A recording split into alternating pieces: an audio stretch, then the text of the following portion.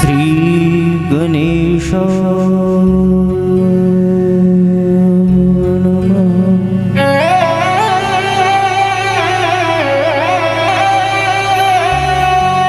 श्री सरस्वत्यै नमः।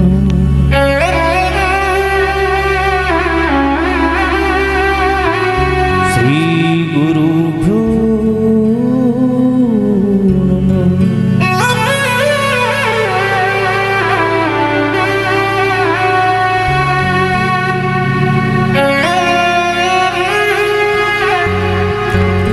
गजाननं भूतगणादिसेवितं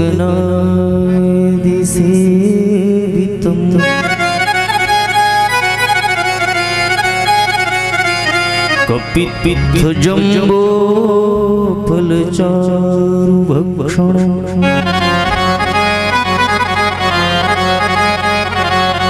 उमासुतं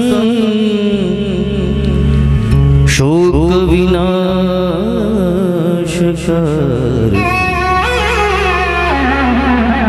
नमामि विघ्नेश्वरपादपङ्कजं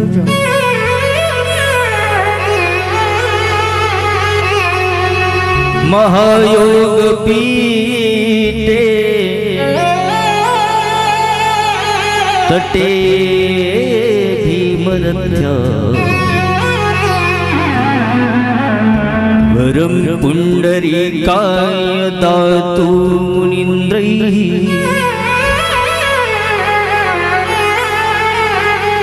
समागत्य तिष्ठन्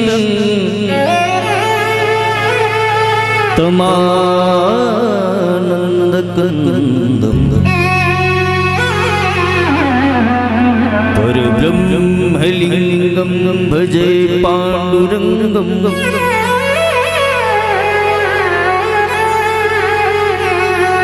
अलंकापुरी रम्यसिंहासनस्थं पदाम्भोजतेजस्फुरत्दिक्प्रदेशं विधीन्द्रादिदेवैः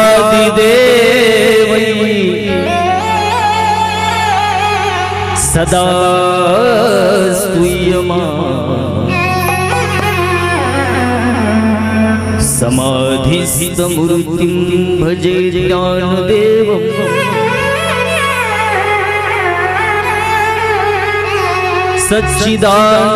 सच्चिदानन्दरूपाय विश्वोत्पत्त्यादिहेतवे तापत्रयविनाशाय श्रीकृष्णाय वयं नमः। कृष्णाय वासुदेवाय हरे परमात्मने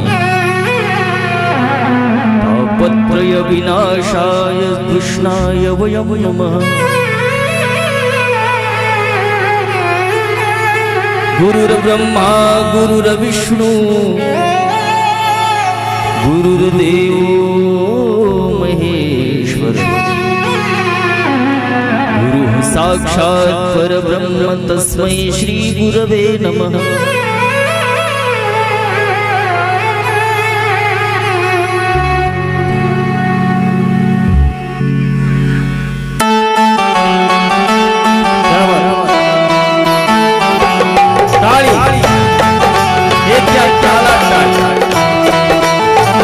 अंतःकरणात भगवंताचं ध्यानपूर्वक चिंतन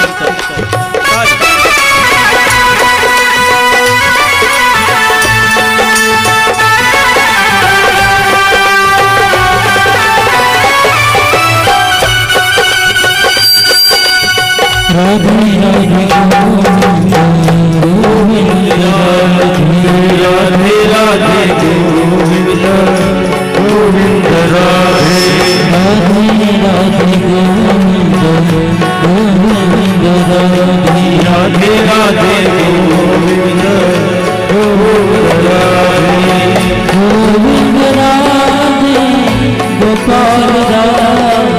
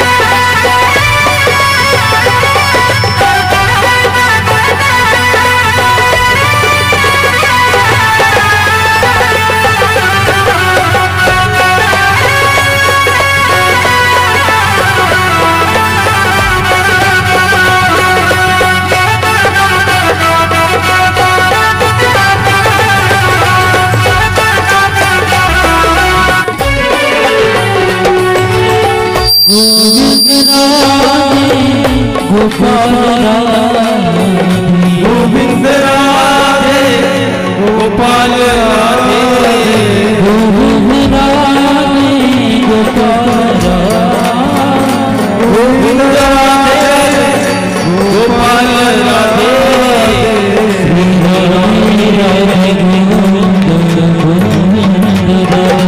राधे राधे गोविंद गोविंद राधे राधे राधे गोविंद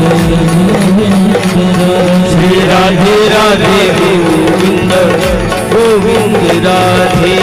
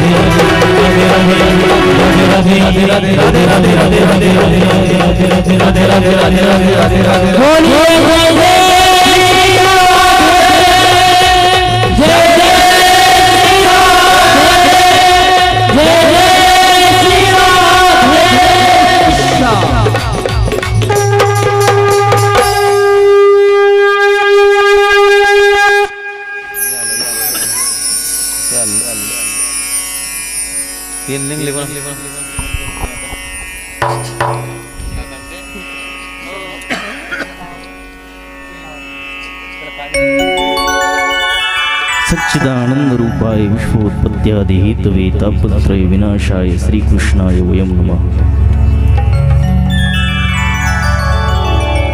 भगवान भगवान पंढरीनाथाच्या असीम कृपेने मुक्त कैवल्य तेजोनिधी भगवान श्री ज्ञानोबराय वैराग्य मार्तंड श्री तुकोबराय शांती ब्रह्मनाथ महाराज व जगज्जननी जगदंबा वेद लक्षणा गौ मातेच्या विशिष्ट आशीर्वादाने आपल्या भाकरवाडी नगरीमध्ये चालू असलेला हा भक्ती उत्सव आणि या उत्सवाचे मार्गदर्शक श्री हरिभक्त परिणामचे शंकर महाराज आणि त्यांचे सर्व सहकारी समग्र गावकरी सर्वांच्या तनमन धनाच्या समर्पणातून या ठिकाणी हा उत्सव भव्य दिव्य पद्धतीने संपन्न होत आहे आणि उत्सवामध्ये आनंद अगदी वाढत चाललेला आहे। गेल्या 3 दिवसापासून या कथेच्या संदर्भात आपण चिंतन करत आहोत की कृष्णाची कथा आपल्या जीवनामध्ये काय काय परिवर्तन आणते। आजपर्यंत या कथेनं कुणा कुणाचा उद्धार केला अशा काहीशा भक्ताचं आपण चरित्र पाहत आहोत। का ऐकली पाहिजे कथा, कथा ऐकल्याने काय होतं असा प्रश्न कोणी विचारत असेल तर त्याला प्रतिप्रश्न केला पाहिजे, कथा ऐकल्याने काय होत नाही। हो, कालच आपण ध्रुवाचं चरित्र ऐकलं।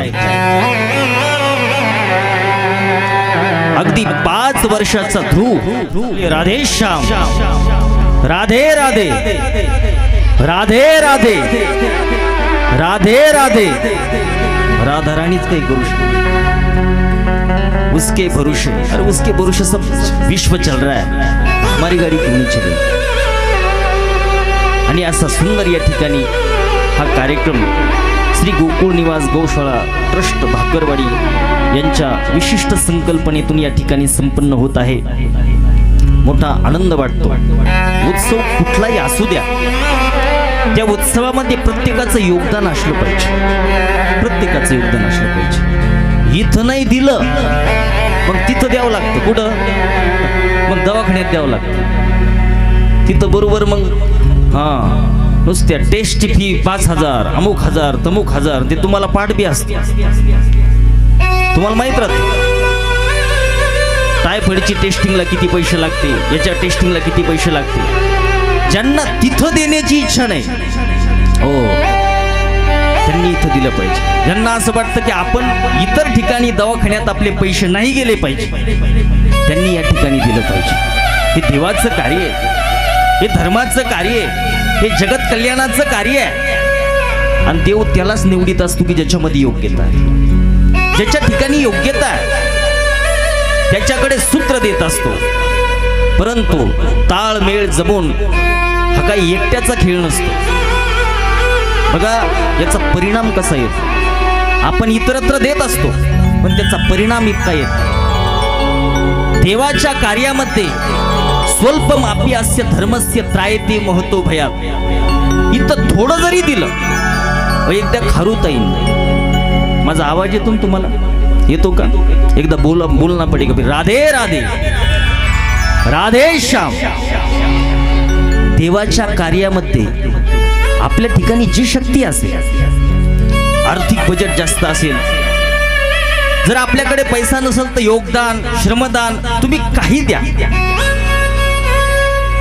एकदा देवाचं काम चालू होतं। सीताई साहेबाचं हरण झालं, रावणाने सीताई साहेबाला त्या ठिकाणी पळून नेलं हो, आणि मग त्या ठिकाणी हनुमानजीने शोध घेतला, पलीकडे लंकेमध्ये आहे, अगदी समुद्राच्या तटावर सगळे येऊन त्या ठिकाणी थांबलेले आहे। आता समुद्र ओलांडून पलीकडे जायचं, रामाचं कार्य धर्माचं कार्य। सर्वांना वाटायला लागलं आपलं बी काहीतरी योगदान असलं पाहिजे। मग सगळे वानर लागले कशासाठी, त्या समुद्रावर पूल बनवण्यासाठी, समुद्रावर पूल बनवण्यासाठी। आता एवढा मोठाली वानर पलीकडे जाणार आहे, मग पूल बी तसा असला पाहिजे। जवळजवळ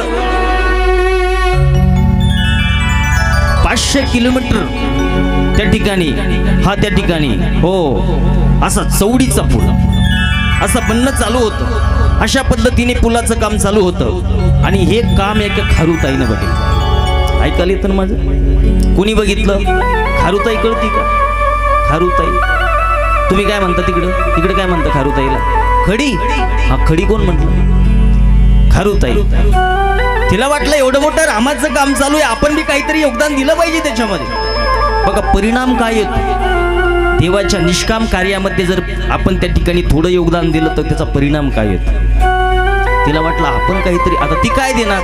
हो, मग तिनं ठरवलं जसे माकडं मोठ्या मोठ्याले दगड आणून या ठिकाणी टाकत आहे, आपण बी काहीतरी केलं पाहिजे. मग ती खारुताई काय करायची, समुद्रात जाऊन बुडी घ्यायची. समुद्रात बुडी घ्यायची, वाळूत जायची आणि वाळूमध्ये लोळून घ्यायची. मग आपल्या अंगाला जितकी वाळू लागल त्या पुलावर जायची, ते वाळू झटकायची. परत समुद्रात जायची, परत बुडी घ्यायची, परत वाळूत जायची, लोळण घ्यायची, परत त्या पुलावर जायची आणि त्या ठिकाणी वाळू झटकायची. मला सांगा खारुताईच्या अंगाला किती वाळू येणार आहे. इतकी वाळू. पण अंतकरणात इच्छा किती निष्काम आहे बघा, किती विशिष्ट इच्छा आहे. हो, अशीच खारुताईवर नजर गेली हनुमानजीची. हनुमानजीनं पाहिलं, हे सांगितलंय खारुताई कशाला मध्ये मध्ये करते. एखाद्या माकडाच्या जर पाया खाली आली तर जाईन तो कार्यक्रम. हे सांगितलं, हे माकडा बघा कशी शक्ती असते, निष्काम भक्तीतून शक्ती निर्माण होत असते. तिनं सांगितलं, हे माकडा नीट राह, का तुला एकट्याला ठेका दिला काय रामजी. रामजीचं काम आहे, धर्माचं काम आहे, त्या ठिकाणी आम्हाला बी योगदान देण्याची इच्छा आहे. तू असल मोठा असल, तू अतुलित बल धामम हेम शैलाबदेहम अशी तुझे त्या ठिकाणी वर्णन असेल, पण मी माझ्या पद्धतीने योगदान देत आहे. तू तुझं काम कर, मी माझं काम करते. हे सांगितलं, काम कर, काम करण्याबद्दल काही वाद नाही, पण एखाद्या माकडाच्या पायाखाली आल्यानंतर तुझा कार्यक्रम होईल.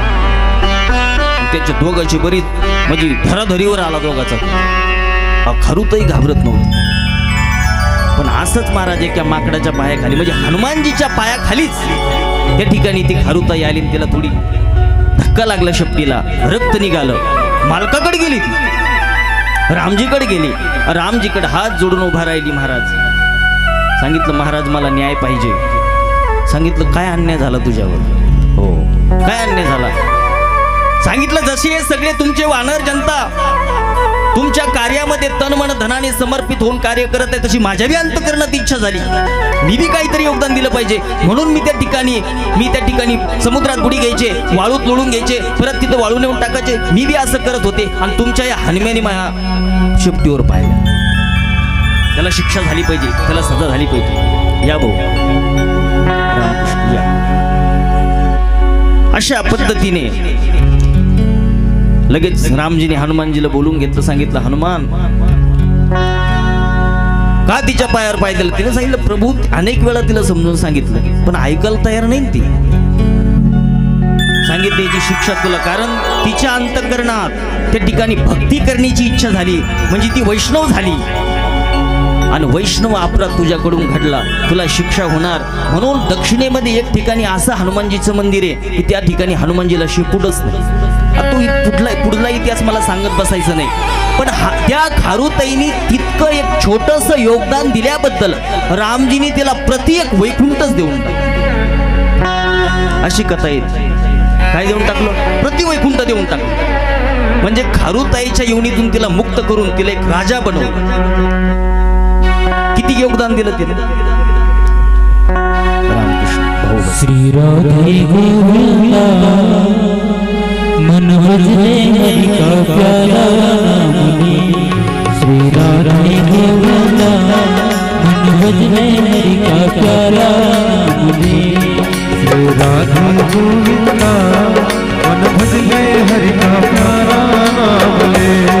श्री राधे गोविंदा मन भजने हरि का प्यारा मुनि.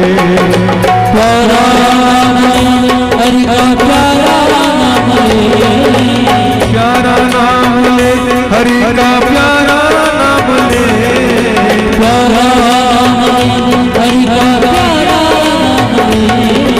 प्यारा नाम ले, हरि का प्यारा नाम ले. भजने हरि का प्यारा नाम ले. श्री राधे गोविंदा मन भजने हरि का प्यारा नाम ले. हरि का प्यारा नाम ले. श्री राधे गोविंदा मन भजने हरि का प्यारा नाम ले.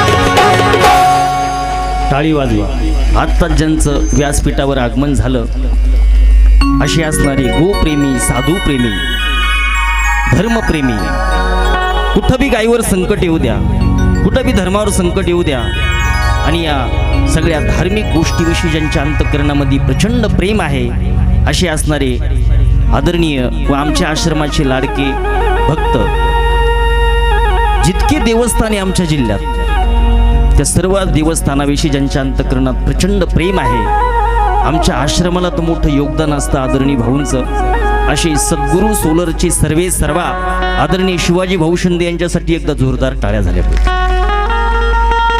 आपल्या पत्रिकेमध्ये भाऊंचं नाव आहे आणि आमच्यावर तर भाऊंचं खूप मोठं प्रेम आहे. आमच्या आश्रमात जेवढे उत्सव होतात, जेवढे बी उपक्रम चालू केले, त्या प्रत्येक उपक्रमामध्ये भाऊंचं मोठं योगदान असतं. भाऊंना नुसतं फोन जरी केला, हो, भाऊंच्या डिक्शनरीमध्ये धार्मिक कार्यासाठी नाही शब्द, आणि आपल्याही या कथेसाठी चालू असलेल्या उत्सवासाठी भाऊंनी त्या ठिकाणी भाऊंनी मला फोन केला आणि मला विचारलं, काय तुम्ही सांगा काहीतरी एखादा शब्द. असं आहे की जे आमच्या मुखातून शब्द निघल भाऊ ते एकदम डन करून टाकतात. मी सहजच त्यांना म्हटलं, भाऊ 21,000 भाऊंनी त्या ठिकाणी 21,000 रुपये आपल्या उत्सवासाठी दिलेले, म्हणून भाऊंसाठी एकदा जोरदार टाळ्या वाजल्या. आणि आणखीन काही गोष्टी भाऊंनी बोलून टाकल्या. कारण हे जे अशी मंडळी असतात, ज्ञानेश्वर महाराजांनी ज्ञानेश्वरीत वर्णन केलं की श्रीमंतीला त्या ठिकाणी श्रीमंत लोकांचा ऊत आला. महाराज विश्वामित्र खूप श्रीमंत लोक, एकाचड एक, पण देण्याची जर इच्छा नसेल, या धार्मिक कार्याविषयी अंतःकरणात प्रेम नसेल, दया नसेल, तर ती श्रीमंती काय जाळाची का. असे जे व्यक्ती राहते, देवानी ज्या काही आपल्या काही विभूत्या सांगितल्या, त्यापैकी ज्याच्या अंतःकरणात दया असून प्रचंड श्रीमंती आहे, असा व्यक्ती देखील माझी विभूती. जेत जेत संपत्ती आणि दया, दोन्ही वसती आलिया ठाया, ते जाण धनंजया विभूती माझी. हे सर्व एक देवाचेच अंश अवतार असतात हे अशी मंडळी. म्हणून आदरणीय भाऊंनी या ठिकाणी उपस्थिती त्या ठिकाणी दाखवलेली आहे. त्यांच्या मागं प्रचंड काम असतं. आज दिवसभर एक मोठी पंगत त्यांनी जालन्यामध्ये असं नेहमीच कुठल्याही उत्सवात देत राहतात. त्यांच्या पाठीमागं धावपळ आहे. का जायचं लगेच? हा, तर आदरणीय भाऊ आता लगेचच प्रस्थान करणार आहे. म्हणून अगदी एक छोटंसं अलीकडे थोडं एक छोटंसं हा रामेश्वर बाबा हे मान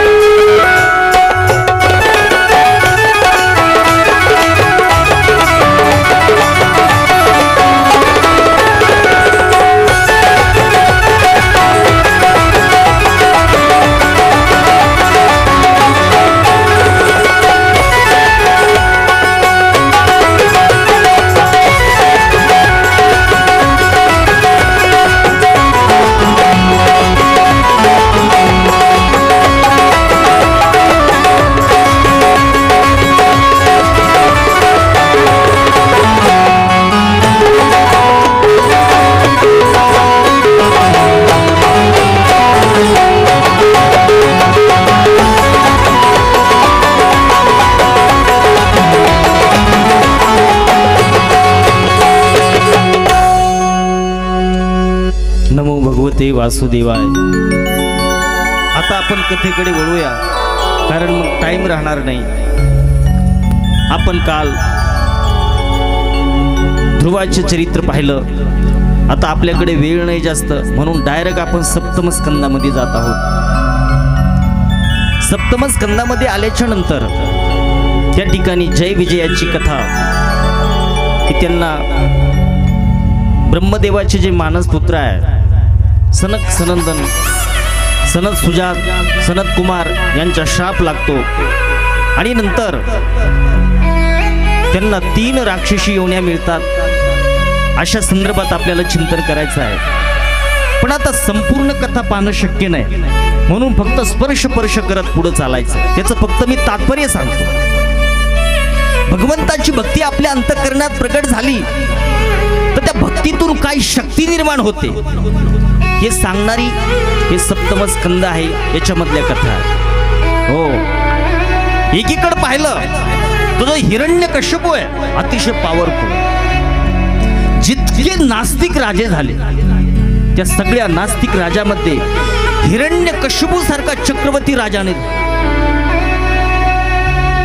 10,000 वर्ष तपश्चर्या करून त्यांनी जे वर प्राप्त करून घेतले होते, त्याच्या ठिकाणी जे सामर्थ्य आलं होतं, लाखो वर्ष राज्य केलं.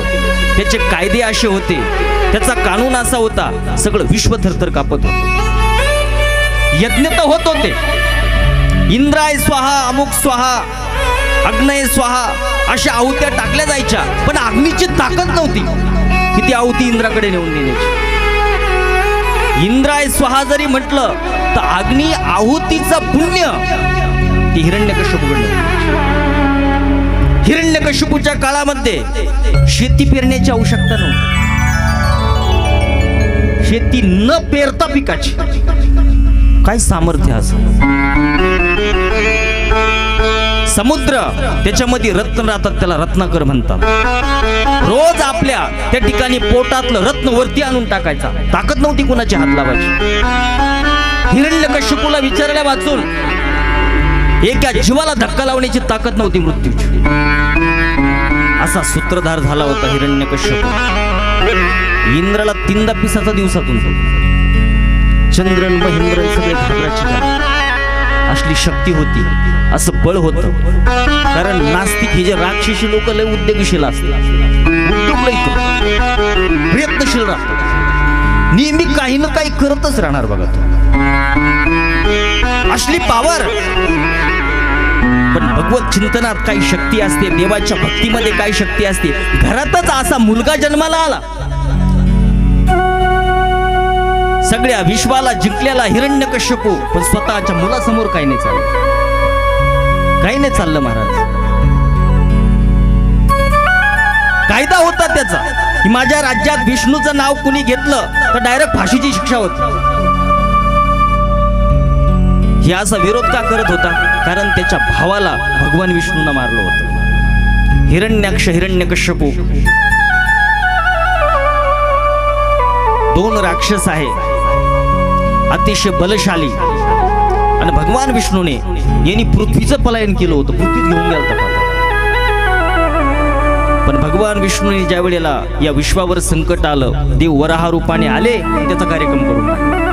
विष्णूशी त्याचं शत्रुत्व झालं होतं. राज्यात असे कायदे होते, असा कानून होता की जिकडं तिकडं त्याचेच मंदिर होते. विष्णू सहस्रनाम नव्हतं, हिरण्यकश्यपू सहस्रनाम होतं. हरिपाठ नव्हता, विष्णू सहस्र त्या ठिकाणी हिरण्यकश्यपू पाठ होता. असं जिकडं तिकडं सैराट वातावरण झालं होतं. मग कीर्तनकाराने बी अभंग बदलेली.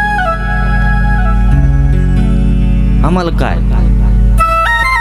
सगळे कार्यक्रम चालू, पण त्याच्यातून देव वजा केला. पण हे कशामुळं? ही तपश्चर्या केली. भाऊ मेला, भावाचा बदला घ्यायचा म्हणून तो तपश्चर्या करायला गेला. त्याची बायको कयादू त्यावेळेला गर्भवती होती. इंद्राला कळालं हिरण्यकश्यपू इतका विचित्र आहे, रोज 3दा मारतो, आणि याचा या ठिकाणी याचा मुलगा की जो याच्या पत्नीच्या गर्भामध्ये हा बी आपला शत्रू आहे. मग हा तपश्चर्या गेला, त्याचा कार्यक्रम करून टाकू. इंद्राने अतिक्रमण केलं त्या ठिकाणी. हो, डायरेक्ट सगळ्या राज्यावर अतिक्रमण केलं. खूप पिशिले आणि कयादूला घेऊन इंद्र पलायन पळायला लागला इंद्र. का हिच्या सकट त्याचा मुलगा मारून टाकायचा असं ठरवलं इंद्राने. असं आकाश मार्गाने जात असताना नारदाची सहज नजर गेली. नारदाला वाटलं इंद्र स्वर्गाचा राजा आहे आणि पडतं का दुसऱ्याच्या स्त्रीला हातात धरून पळायचं. मधीच नारायण आले. नारायण नारायण नारायण सांगितले. काय चाललं इंद्र, काय खेळ चालू आहे? सांगितलं तुम्हाला माहित नाही की कोण आहे? हिरण्यकश्यपूची पत्नी आहे. सांगितलं पत्नी असली तर काय झालं? हा म्हणजे तो आमचा वैरी शत्रू आहे. तो शत्रूची बायको शत्रू आहे आमची. शत्रूचा मुलगा बी शत्रू आहे आणि हिच्या उदरात जो त्याचा कार्यक्रम करणार हिचा कार्यक्रम करून टाका. अरे स्त्री हत्येचा बाप करतो. तुला माहित नाही हिच्या उदरात जो आहे तो साधा सुद्धा नाही. तो नुसता भक्त नाही, तो भक्तीचा आचार्य. महाराज प्रल्हादजी सारखी भक्ती कुणीच नाही केली. किती प्रतिकूलता आहे प्रल्हादजीच्या जीवनामध्ये. बरं आपल्याला काय प्रतिकूलता आहे? प्रल्हादजी एवढी प्रतिकूलता आहे का आपल्याला? कोणी असं काय आपल्यावर काही त्या ठिकाणी काही शासन सुरू केलं का की देवाचं नाव घेतलं तर तुम्हाला डायरेक्ट दंड भेटल असं शासन केलं कोणी आपल्याला? कोणी आपल्यावर असं प्रेशर आणलं का? वारकऱ्याच्या घरी वारकरी त्या ठिकाणी जन्माला येणार नवल नाही महाराज. ते तर होत चालतं सगळ्या गोष्टी. कोळ्याच्या घरी कोळी जन्माला येणं, कुंभाराच्या घरी कुंभार जन्माला येणं, म्हणजे ते सगळं काम करणारा, त्याचा वंशानुसार काम करणारा. आश्चर्य तेव्हा आहे की वारकऱ्याच्या घरी दुष्ट जन्माला येणं आणि दुष्टाच्या घरी वारकरी जन्माला येणं. हिरण्यकश्यप अत्यंत दुष्ट आहे, पापी आहे, पण त्याच्या घरी ज्या वेळेला भक्त जन्माला येतो, निष्काम भक्त जन्माला येतो, त्यावेळेला आश्चर्य वाटतं विश्वाला. सांगितलं हिच्या उदरामध्ये हा भक्तीचा आचार्य होणार आहे. सोड तिला. नारदांनी त्या ठिकाणी कयादूला घेतलं, आपल्या आश्रमात निघून गेले. तिकडं तपश्चर्या चालू होती हिरण्यकश्यपूची आणि जवळजवळ 1000 वर्ष उदरातच राहिला महाराज. प्रल्हाद महाराज उदरातच. महर्षी नारदांच्या आश्रमामध्ये मग काय सांगावं त्यांची दिनचर्या.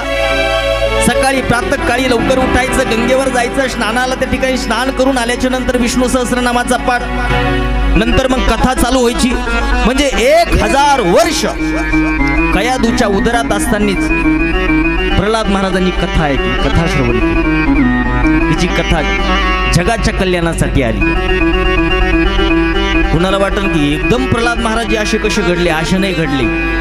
हजारो वर्ष त्या ठिकाणी महर्षी नारदांच्या आश्रमामध्ये आपल्या आईच्या उदरात असताना त्यांनी कथा श्रवण केली, विष्णू सहस्रनाम श्रवण केलं, अनेक पुराण श्रवण केले. त्याची तपश्चर्या पूर्ण झाली. तो आला आणि राज्यात गेल्यानंतर त्याला कळालं. विचारलं बायको कुठे? बायको इंद्राणी नेली म्हणजे पळून. इंद्राणी? महाराज तसंच लगे हातपाय बी नाही धुतले, पट्ट्याने चहा नाही घेतली, डायरेक्ट गेला स्वर्गामध्ये. डायरेक्ट स्वर्गामध्ये असलं पिशिलं ना इंद्राला. काय सांगा तुम्हाला, खूप मारलं. सांगितलं त्याला फार बोलण्याची स्थितीच नाही ठेवलं, लगेच दिलं मध्ये टाकून. सांगितलं महर्षी नारदांच्या आश्रमात तुमची भारी आहे. लगेच आश्रमात आला नारदांच्या आणि नारदाच्या चरणी साष्टांग नमन केलं. नारदाला महाराज सगळेच मानाचे, आस्तिक नास्तिक सगळेच. आणि नारदावर सर्वांचा विश्वास, कंसाचा विश्वास, रावणाचा विश्वास, हिरण्यकश्यपूचा विश्वास आणि देवाचा तर विश्वास आहेच. सांगितलं महाराज मी तुमच्या उपकारातून मी कधी उतराई होऊ शकत नाही. तुम्ही अशा वेळेला माझ्या भार्येची मदत केली, माझ्या मुलाची मदत केली, ज्या वेळेला ते अत्यंत संकटात होते. मी तुमचा नित्य ऋणी राहील. तुम्ही जे सांगाल तशाच पद्धतीने मी माझं जीवन जगणार. असं बोलायला लागला तर बोलत माणूस भाऊक झालं की बोलत राहतं. असं सांगितलं. हिरण्यकश्यपू आणखीन काही दिवस हिला इथं राहू दे, तो राज्यात निघून जाय. काही दिवसांनी मग त्या ठिकाणी प्रल्हाद महाराज अवतीर्ण झाले. आणि मग महाराज लहान असतानाच महर्षी नारदांनी त्यांना 12 अक्षरी मंत्राचा त्या ठिकाणी उपदेश केला. गळ्यात सुंदर पवित्र माळा घातली आणि भगवंताचा मंत्र देऊन भक्तीला लावलेला आहे असे महर्षी त्या ठिकाणी नारदांची किती उपकार आहे. नंतर मग ती भार्यासहित मुलगा त्या ठिकाणी आपल्या राज्यात निघून गेले. नंतर त्या ठिकाणी आता त्याचं बी काही शिक्षण शाळा असायची त्या ठिकाणी, राक्षसाची बी शाळा असते. मग तुम्हाला माहीतच आहे त्याच्या गुरुचे, हिरण्यकश्यपूच्या गुरुचे 2 मुलं षंड आणि अमर्क, हो ते त्या ठिकाणी त्या शाळेचे ते प्राध्यापक आचार्य त्यांच्या मार्गदर्शनाखाली महर्षी त्या ठिकाणी प्रल्हादाला त्या ठिकाणी घातलेला आहे. शाळा सुरू झाली. मग काही त्या ठिकाणी राक्षसाचे सगळे मुलं आणि सगळं शाळेचं त्या ठिकाणी नियोजन पाहून प्रल्हाद महाराजाला थोडं आश्चर्य वाटू लागलं. कारण तिथं सगळं सकाळी सकाळी उठले की त्या हिरण्यकश्यपूचा पाठ सुरू व्हायचा. त्याला जरा आश्चर्य वाटायचं. मग नंतर त्या ठिकाणी मंदिरात गेले. मंदिरात गेल्याच्या नंतर तिथं हिरण्यकश्यपूचं मोठं मंदिर, मोठी मूर्ती. त्या मूर्तीकडे पाहून प्रल्हादजी म्हणू लागले, कोणाची पूजा करता तुम्ही? आणि हे तर आमचे पप्पा आहे. तुम्ही देवाची पूजा केली पाहिजे, तुम्ही माणसाची पूजा नाही केली पाहिजे. तर्क वितर्क चालू झाली प्रल्हादजीची. सांगितलंय बाबा असं बोलू नको. बाकीचे असुराची मुलं होते, राक्षसाची मुलं होते, सांगू असं बोलू नये. हो तुझे पप्पाच देव इथले. सांगितलं नाही, मी देव मानतो पण त्यांच्या ठिकाणी देवाचे लक्षण तर घटले पाहिजे. ऐका, यश श्री औदार्य ज्ञान वैराग्य ऐश्वर्य साई गुणवर्य वसती जेत म्हणूनही तो भगवंतू आहे ना. त्यांच्या ठिकाणी लक्षण तर घडले पाहिजे. सांगितलं ते काही विचार नाही करायचा. इथं देव मानाचं त्यांचीच पूजा होती. इथं नाही, पूजा मी बी करायला तयार आहे. मग तू कुणाला देव मानतो? ते मी विष्णूला देव मानतो.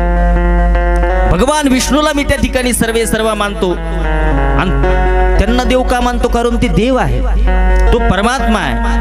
काय शक्ती त्यांच्या भक्तीमध्ये? सांगितलं तुमच्या हिरण्यकश्यपूच्या वेच्यामध्ये काय शक्ती? लगेच त्या ठिकाणी प्रल्हाद महाराजजी गेले आणि असा झाडाचा दगडात ओढला.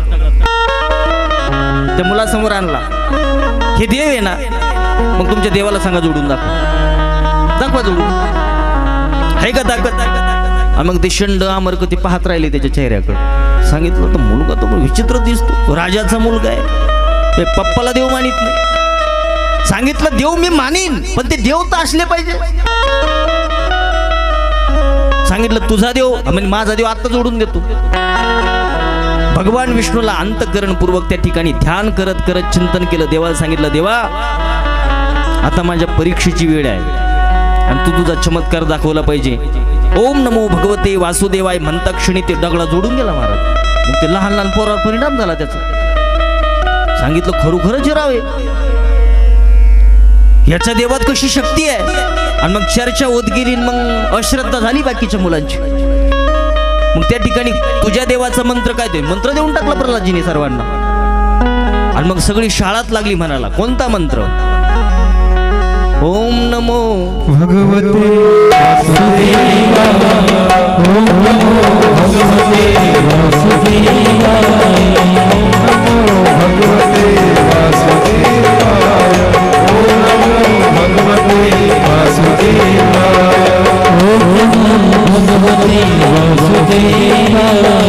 ओम नमो भगवते वासुदेवाय. ओम नमो भगवते वासुदेवाय. ओम नमो भगवते वासुदेवाय. ओम नमो भगवते वासुदेवाय.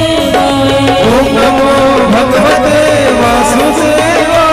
नमो भगवते वासुदेवाय. ओम नमो भगवते वासुदेवाय. ओम नमो भगवते वासुदेवाय.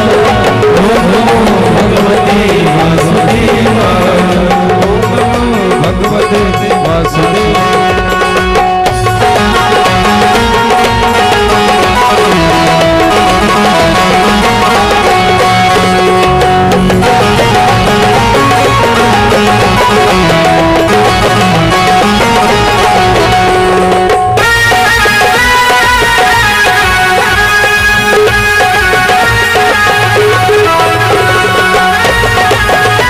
Bye.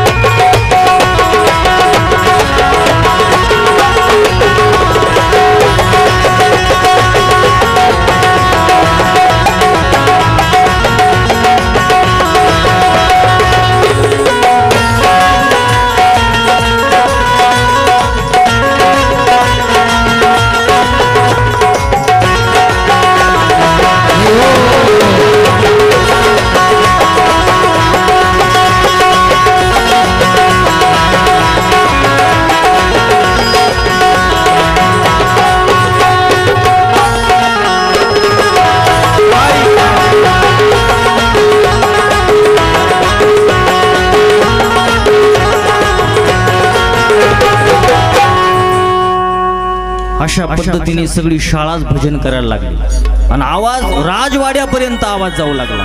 हो, ज्या देवाचं नाव घेतल्यानंतर डायरेक्ट मृत्यूदंडाची शिक्षा आहे आणि त्याचं नामचिंतन चाललं शाळेमध्ये. मग आता काही चर्चा राजाच्या कानावर गेली, असं असं चालू आहे. हो, उलटे धंदे चालू आहे. सांगणारे जवळचे असते तर सांगणार.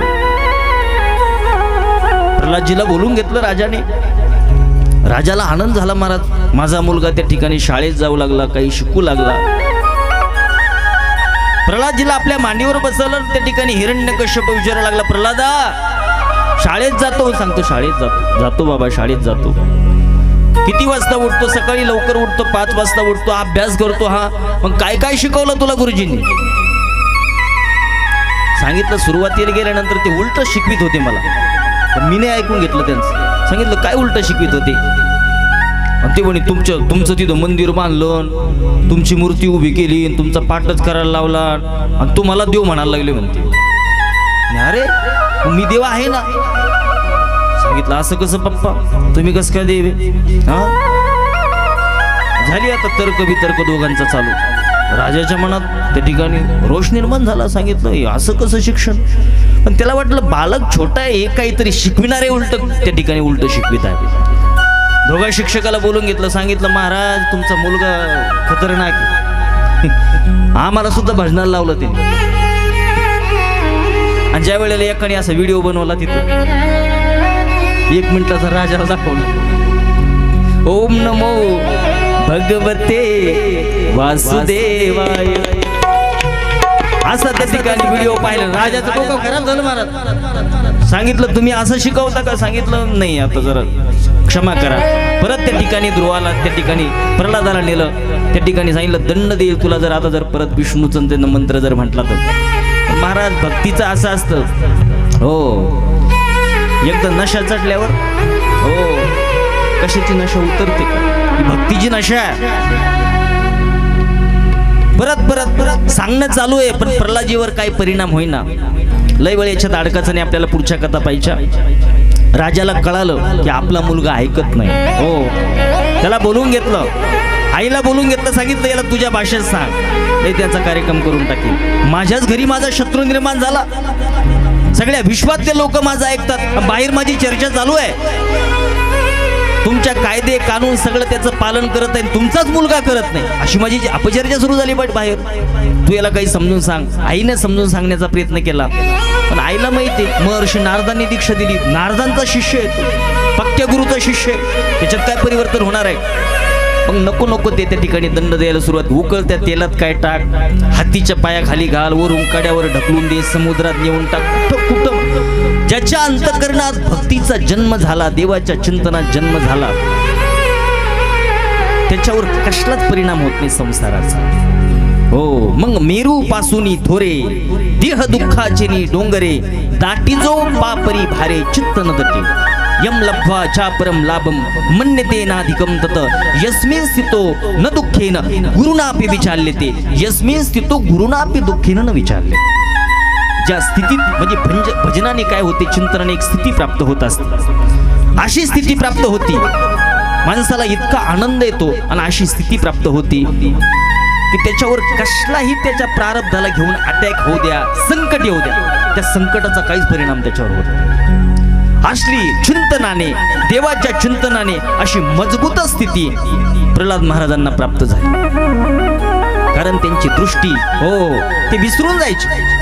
ज्या शरीरावर अटॅक व्हायचा, राजा सैनिक त्याच्यावर अटॅक करायचं, तलवारीचं घाव करायचं, त्या ठिकाणी घाव घालायचे, पण भक्तीच्या बळावर त्या शरीरालाच विसरून जायचे प्रल्हादजी.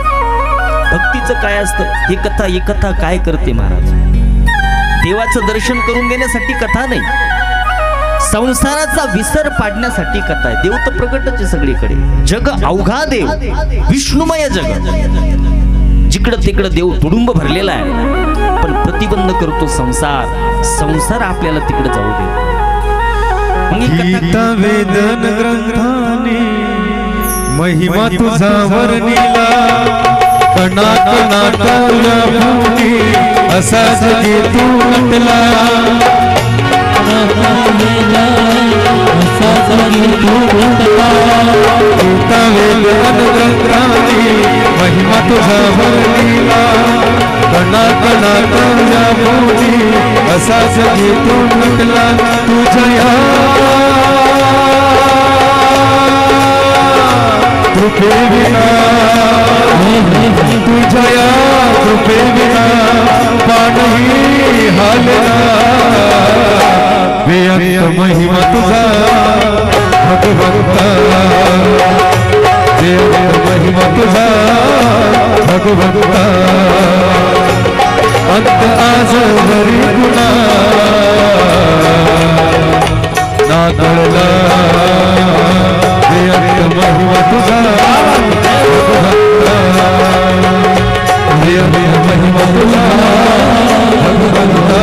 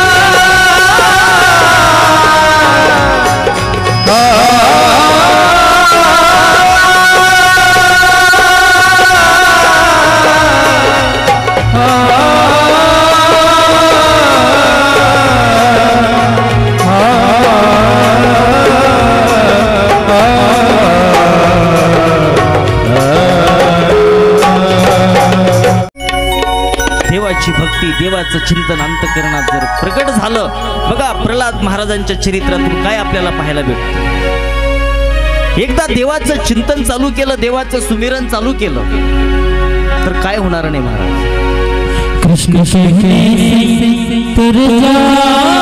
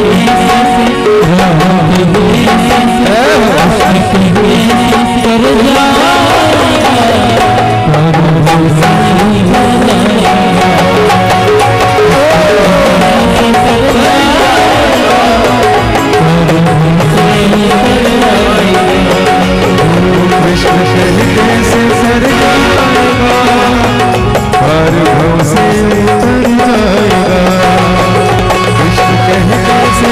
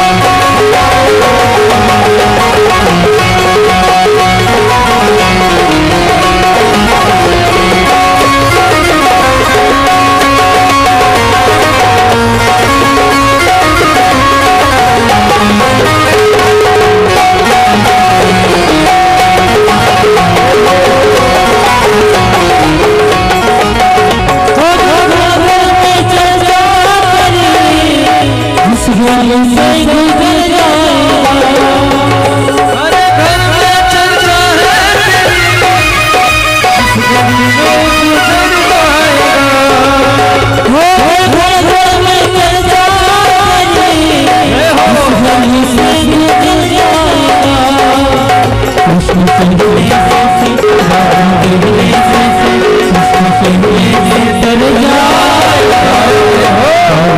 जाएगा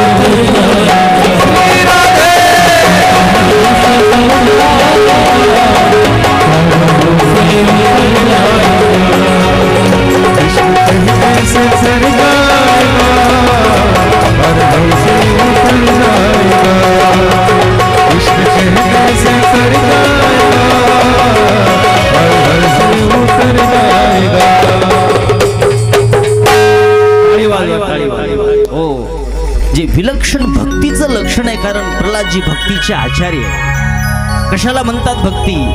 सातू अस्मिन परम प्रेम रूप. त्या देवाच्या संदर्भात आपल्या अंतकरणामध्ये उत्कृष्ट प्रेम निर्माण होणं म्हणजे तो आवडणं याला भक्ती म्हणत नाही. देव आवडणं याला भक्ती म्हणत नाही. फक्त देवच आवडणं, देवाला सोडून काहीच न आवडणं याला भक्ती. फक्त देव आवडला पाहिजे. आपलं होतं का असं?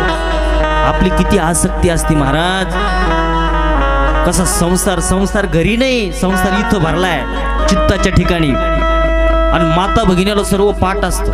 हो, कुठं काय ठेवलं, कोणतं भांड कुठं आहे, कोणतं मरा तिथं नाही, इथं आहे संसार. एखादीचा डबा जरी हरला ना, डबा तो 5 वर्ष जरी हरला, 5 वर्षानंतर जरी एखादीच्या घरी जर सापडला, तुम्ही माझा डबा आहे, कुठं फोटो काढून ठेवला होता काय माहिती चित्तामध्ये तिला. संसार इथं भरलाय महाराज. प्रपंच ओसरो चित्त तुझे बाई मोरो. ही जी प्रार्थना आहे म्हणजे इथला संसार त्या ठिकाणी निघाला पाहिजे. आसक्ती कमी झाली पाहिजे, संसाराची आसक्ती कमी झाली पाहिजे. कारण हा संसार एक दिवस सोडायचा आहे आपल्याला. आणि ती आसक्ती या कथेनं कमी होती, भक्तीनं कमी होती, चिंतनाने कमी होती. पण ती प्रॅक्टिकल केली पाहिजे. शास्त्र सांगत की संग सर्वात मना त्यज्य. सगळा संग आसक्ती टाकली पाहिजे. सच त्यक्तुम न शक्यते. ते टाकणं इतकं सोपं आहे का? म्हणून जर तुम्ही विचार करून चिंतन करून जर आसक्ती कमी होत नसेल तर त्याला एक औषध सांगितलं, सताम संगो ही भेषज. तुम्ही सत्संग करा, तुम्ही कथा ऐका, एखाद्या महापुरुषाच्या चरण सानिध्यामध्ये जा. कव्हर करता संसार. प्रत्येक जन्मात हेच कार्यक्रम चालू आहे. संतन के संग लागे रे, संतन के संग लागे रे, तेरी आशीष बाटे. संतन के संग लागे रे, तेरी आशीष बाटे. संतन के संग लागे रे, तेरी अच्छी बाटे. संतन के संग लागे रे, तेरी अच्छी बाटे.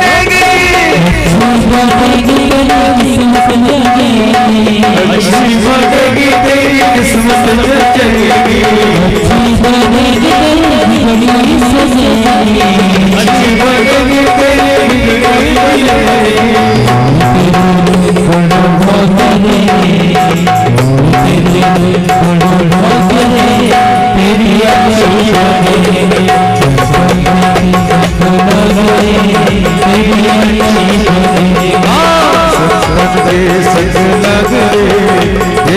अच्छी बनेगी.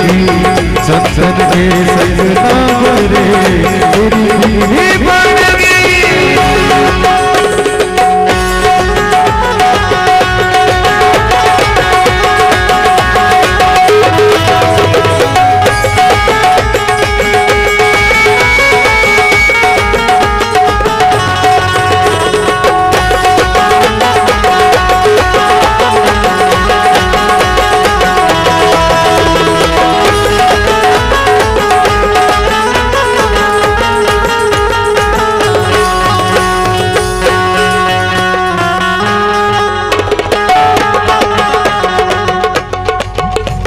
म्हणून आसक्ती कमी झाली पाहिजे. पण आसक्ती कमी होणं एवढं शक्य नाही. पण ही कथा जर ऐकली, ही कथा जीवनात दाखल झाली तर ती आसक्तीला बी कमी करते. कथा काय करते? वर्तमान जे अंतकरणाच्या चिंतनाच्या माध्यमातून, कृतीच्या माध्यमातून जे पाप होते ते पापाला थांबवणारी ही कथा आहे. कश्मलम आपण उदत आणि हृदयाला परिवर्तन करणारी कथा आहे. नेहमी नेहमी त्याच गोष्टी, प्रत्येक जन्मात तेच लग्न, तेच दुनिया, तेच घरी, तेच कुठंतरी माणसाला सोडण्याची बी इच्छा झाली पाहिजे, परिवर्तन करण्याची इच्छा झाली पाहिजे. पण तुमची बहुसंख्या एक उपस्थिती असल्यामुळे मी तुमचंच उदाहरण देतो, तुमच्या कोटीतलं भक्ताचं उदाहरण देतो. एकदा काय झालं, शबरीचं लग्न ठरलं. ऐकता ना, माझ्याकडे लक्ष द्या. हो बघा परिवर्तन कसं येतं. शबरी ही भिल्ल राजाची मुलगी आहे. बघा परिवर्तन कसं आलं. सर्व विषयाचा त्यागास असं शास्त्र सांगतं, पण ते त्यागणं शक्य नाही. मग त्या ठिकाणी संतांच्या चरण सानिध्यात जा. हो तुम्हाला देवाकडे जाण्याची गरज नाही, देव तुमच्याकडे येईल. अशा पद्धतीचं उदाहरण आहे. देवाचा साक्षात्कार केल्या वाचून जर कोणी मेला या ठिकाणी, त्याची दुर्गती होते. कृष्णम अविदित्वा अस्मात् लोकात प्रेती स नीच तस्य दुर्गतीम भवती. भगवान कृष्णाचा साक्षात्कार केल्या वाचून जो मरतो त्याची दुर्गती होते. म्हणजे देव भेटला पाहिजे आणि देव प्रगट होऊन तू माझा आहे असं म्हटलं पाहिजे. असं जर ज्याच्या जीवनात नाही घडलं त्याची दुर्गती होत असते. पण देव भेटाव जर अशी इच्छा असेल तर संतांकडे गेलं पाहिजे. म्हणून मी तुम्हाला 5 मिनिटात शबरीचं चरित्र सांगतो, तुमच्या लक्षात येईल. एकदा काय झालं, शबरीचं लग्न ठरलं. भिल्ल राजाची मुलगी शबरीचं लग्न ठरलं. आपलं लग्न ठरलं. आपल्या बापाने आपल्या लग्नाची काय काय तयारी केली हे पाहण्यासाठी आपल्या मैत्रिणीला घेऊन त्या नगरीमध्ये फिरू लागली शबरी. अगदी तरुण अवस्थेमधली शबरी, 12-13 वर्ष वय तिचं. आपल्या बापाने काय काय तयारी केली. मग कुठं महाल मंगल कार्यालय किती विलक्षण, कुठं काय योजना केली, हे सगळं पाहत राजवाड्याच्या बाहेर तिनं पाहिलं. भले लय मोठे पशु आणून बांधलेले, 1000 तर बोकडे, 1,500-2 हजार कोंबडे, मोठाले हाले. आणि तिला वाटलं इतके पशु एकाएकी या राज्यात कुणी आणले, इतके राजमहालाच्या पुढे समोर कुणी आणले आणि कशासाठी आणले. प्रधानजीला बोलून घेतलं, सांगितलं का प्रधानजी इतके पशु कशासाठी आणले. सांगितलं तुला माहित नाही, उद्या तुझं लग्न आहे आणि तुझ्या लग्नाच्या निमित्ताने मेजवानी द्यायची ना वराडाला, कारण भिल्ल जातील.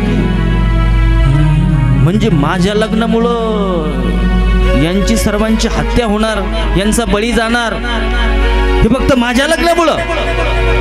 तिनं सांगितलं लग्नच कॅन्सल, कारण तिनं कथा ऐकलं होतं. आपण बघितलं कली कुठं कुठं राहतो, हिंसाच्या ठिकाणी बी कली राहतो. माझ्यामुळं जर इतक्या पशूंचा जे जीव जात असेल, त्यांची हत्या होत असेल तर लग्न कॅन्सल. कधी म्हणायला लागली की उद्या लग्न ठरलंय, बापाने मंडप दिला, इतकं मेहनत करून 4-2 लाख रुपये गुंतवले, आचारी लावला, मंडप त्याला, बस्ता बांधला, सगळ्या गोष्टी केल्या. आणि अशा परिस्थितीमध्ये एखादी मुलगी म्हणली लग्नच नाही करायचं, बाप फाशी घेईल. तो आजच्या जीवनाची त्या ठिकाणी ताकद टावर लावित असतो लग्नामध्ये. आणि उद्या लग्न लागायचं, जर ती पोरगी आजच म्हणायला लागली लग्न करणार नाही म्हणल्यावर डिप्रेशन मध्ये जायचं स्थिती आहे. शबरीला कळालं आपण कोणासमोर जरी प्रगट करून दाखवलं तरी कोणी आपल्याला समर्थन करणार नाही, म्हणून तिला रात्रीच पलायन करायचं ठरवलं. शबरी त्या ठिकाणी रात्रीच 12 वाजता पळून गेली. पण विचार करू लागली मी तरुण आहे, मी कुठं गेलं पाहिजे. हा जन्म परत परत मिळत नाही. या देहाच्या द्वारा आता संसार अनेक जन्मात केले पाठीमाग, पण या जन्मात मला संसार नाही करायचा, मला देव मिळवायचा. आणि असा सुंदर जन्म परत मिळल न मिळल, पुढे आता काहीचा जन्म ऐसा श्रम वारीस, असं तुकाराम महाराज म्हटलेले. असं शबरी त्या ठिकाणी मनन करू लागली, चिंतन करू लागली, विचार करू लागली. मग आता पळायचं जायचं कुठं. रात्री त्या ठिकाणी सगळं राज्य सोडलेलं आहे, जंगल सोडलं आणि त्या ठिकाणी गंगेच्या दिशेने शबरी जाऊ लागली. पण विचार करू लागली मी तरुण आहे, मी आशाच्या आश्रित जायला पाहिजे, आशाच्या आश्रित गेलं पाहिजे की माझ्या जीवनाला तारुण्याला धक्का बी नाही लागला पाहिजे आणि मला देव बी भेटला पाहिजे. मग कुठं जाऊ. मग अशा आश्रम पाहत शबरीला मतंग ऋषीचा आश्रम दिसला. मतंग ऋषीचा आश्रम दिसला. ऋषीच्या चेहऱ्यावर प्रचंड तेज होतं, भक्तीची आंतरबाह्य लक्षणे त्यांच्या ठिकाणी चमकत होते. हे सगळं पाहून शबरीला वाटलं याच महापुरुषाच्या चरण सानिध्यामध्ये मला राहायचं. पण या महात्म्याला जाऊन भेटले, याला जर विचारपूस केली आणि जर माझा तिटकारा केला तर काय होईल. याच्या ठिकाणी श्रद्धा जडली. मग तिला वाटलं आता याची सेवा तर करायची, पण याला कळू द्यायचं नाही. आश्रमाच्या बाहेर एका झाडावर राहू लागली शबरी. ते बी मतंग ऋषी होते. जे देही उदास जे भक्ताचं लक्षण आहे तसं लक्षण त्यांच्या ठिकाणी घटत होतं. 24 घंटे देवाच्या चिंतनात राहायचे. प्रातःकाळी 2:30 वाजता उठायचे, गंगेवर जायचे, गंगेत जाऊन त्या ठिकाणी 2 घंटे त्या ठिकाणी भगवान सूर्यनारायणाची तपश्चर्या करायची. सगळी दिनचर्या शबरीनं पाहून घेतली. ते महर्षी सकाळी नदीवर गेले की शबरी आश्रमात घुसायची. सगळं आश्रम झाडून घ्यायची, देवाचं त्या ठिकाणी मंदिर झाडून घ्यायची, सडा संवर्जन करायची, सुंदर रांगोळी घालायची, दिवसभर जंगलातून आणलेले फुलं त्या ठिकाणी आतरायची. ज्या ठिकाणी महर्षी बसायचे तिथे कंदमुळं ठेवायची, बोरं आणून ठेवायची, देवाची सुंदर देवपूजा करायची, गौशाळेत झाडू मारायची. आणि महर्षी आश्रमात येण्याच्या अगोदर आश्रमातून निघून जायची. असं 1, 2, 3, 4 दिवस नाही, असं 8 वर्ष शबरीनं त्या ठिकाणी सेवा केली. पण महर्षीला माहित नाही कोण करते सेवा. त्यांनी विचारलं नाही, कारण देहातीत अवस्था होती. आमच्या खोलीतला पावडरचा डबा जरी इकडं तिकडे गेला तर कोण ती परिस्थिती. हो, ते देहातीत महापुरुष आहे, त्रिकालदर्शी आहे. हो, अशा पद्धतीने. पण त्यांचं कार्यकाळ संपत आला, त्यांना वरून विमान आलं नाही. यासाठी सत्य लोकातून विमान आलं आणि ते ध्यानपूर्वक त्यांनी बघितलं की माझी सेवा कोणी केली 10 वर्ष. हो, मग त्या ठिकाणी प्रातःकाळी त्या झाडासमोर जाऊन त्या ठिकाणी मोठ्याने गर्जना करू लागली, कोण आहे, कोण 10 वर्षापासून माझी सेवा करत आहे, त्यांनी माझ्या समोर आलं पाहिजे. शबरी घाबरून गेली महाराज. तिला वाटलं 10 वर्ष सेवा केली माझ्याकडून अपराध नाही झाला काही, महर्षी असं कसं बोलताय.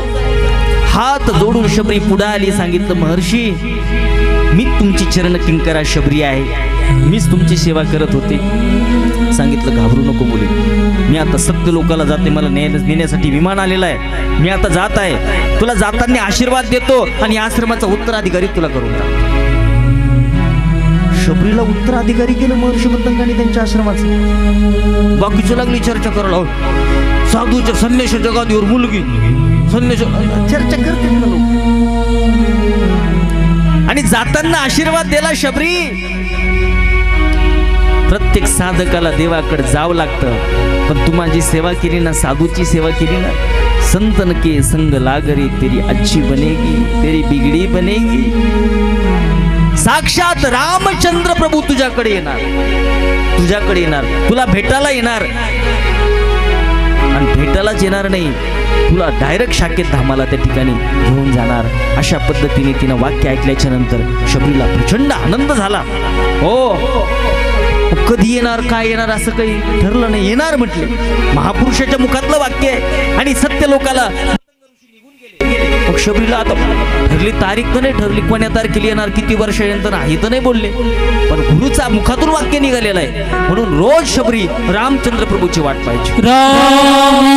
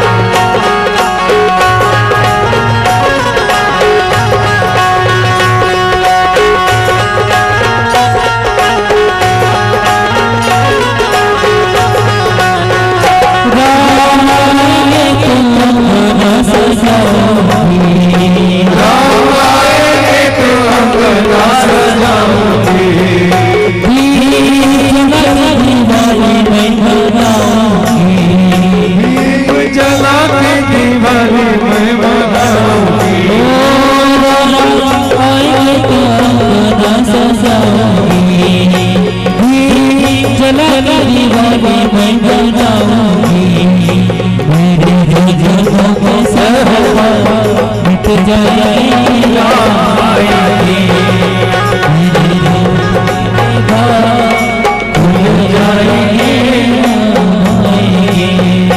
मेरी झोपड़ी के बाग खुल जाएंगे राम आएंगे मेरी झोपड़ी के बाग खुल जाएंगे राम